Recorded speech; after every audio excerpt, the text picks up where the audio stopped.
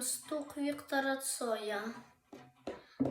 А потом я вам покажу, на скольких аккордах я играю, а потом достигнем конца.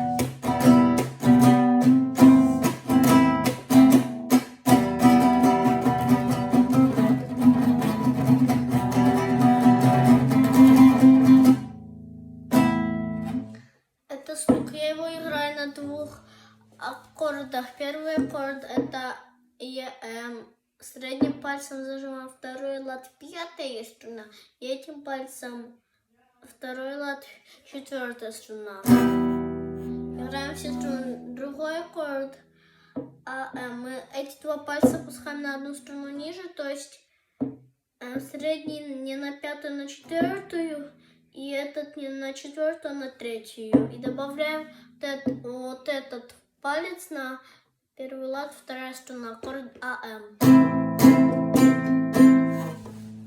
Бой тут сложный, поэтому в следующем видео я вам очень сложно в долгом видео объясню бой.